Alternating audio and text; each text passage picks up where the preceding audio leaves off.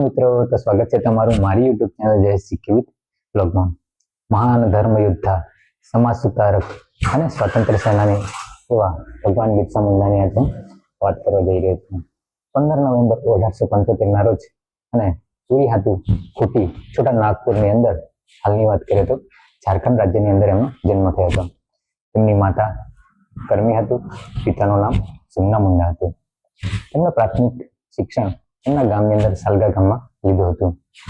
તેમણે ઈસવીસન 1891 ની અંદર એક ગામ બદગામ, જેની અંદર આનંદ પાંડે પાસેથી વેદ, પુરાણ, ઉપનિષદ, રામાયણ, મહાભારત અને શ્રીમદ ભગવદ્ ગીતા જેવા હિન્દુ ધાર્મિક ગ્રંથોને એમણે જ્ઞાન પ્રાપ્ત કર્યું અને 3 થી 4 વર્ષ માટે એમણે પોતાના આત્મજ્ઞાન માટે એમણે સાધના કરી અને તેની સાથે સાથે એમણે વન્ય ઔષધિનું પણ જ્ઞાન પ્રાપ્ત કરી લીધું અને થોડા સમય બાદ તેઓ મહાત્મા બિરસા તરીકે ઓળખાવા લાગ્યા.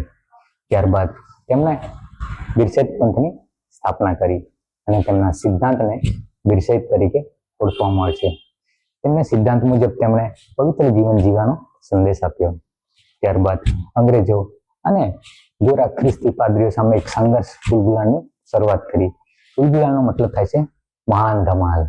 અને ત્યારબાદ બ્રિટિશ સરકારે 1908 ની અંદર છોટા નાગપુરની અંદર ટેનન્સી એક્ટ પસાર કર્યો, જેના અંદર આદિવાસીઓ અને બિન આદિવાસીઓ, જે આદિવાસીઓ છે એની જમીન બિન આદિવાસીઓ પોતાના હસ્તાંતરિત ના કરી શકે તેના માટેનો પ્રતિબંધ મૂકતો કાયદો પસાર કર્યો, જેને આપણે ટેનન્સી એક્ટ કીધું. એટલે આ ઉલગુલાની બહુ મોટી અને લાંબા ગાળાની જીત કહી શકાય. અને ત્યારબાદ 9 જૂન 1900ની સાલ હતી.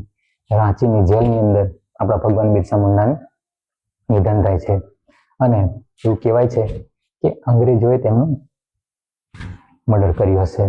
ત્યારબાદ હાલની વાત કરીએ ભારત સરકારની, તો ભારતની સંસદની અંદર પણ એમની પ્રતિમા સ્થાપિત કરી છે.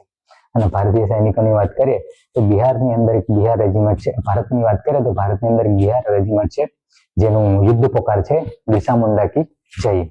અને 25 વર્ષ સુધી એમનું જીવન એક ધર્મ, સંસ્કૃતિ અને સ્વાતંત્ર્ય સેનાની અંદર એક બહુ મોટું યોગદાન આપ્યું છે, જેને માટે ભારત સરકારે એમને 15 નવેમ્બરે જનજાતીય ગૌરવ દિવસ તરીકે ઉજવવાનું ઘોષિત કરેલું છે.